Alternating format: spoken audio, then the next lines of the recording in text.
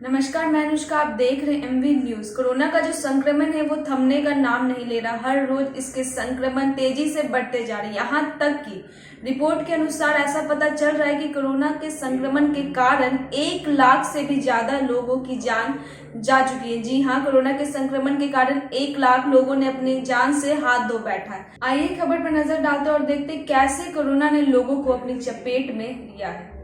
भारत में कोरोना के मामले 95 लाख के पार हो चुके हैं। देश में अब तक इसकी वजह से 1,39,000 से ज़्यादा लोगों की मौत हो गई है। बीते 24 घंटे की बात करें तो इस दौरान 42,916 लोग संक्रमण मुक्त हुए।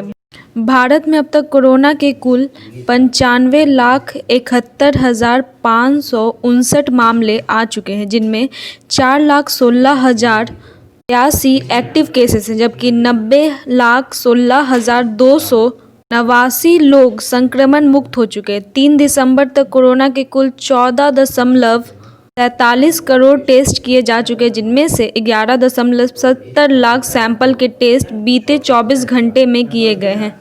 तब तक के लिए ऐसे ही तमाम खबरों के लिए बने रहे हमारे साथ एमवी न्यूज पर। और अगर आपको हमारा वीडियो पसंद आए तो जाते जाते वीडियो को लाइक, शेयर और चैनल को सब्सक्राइब करना ना भूलें।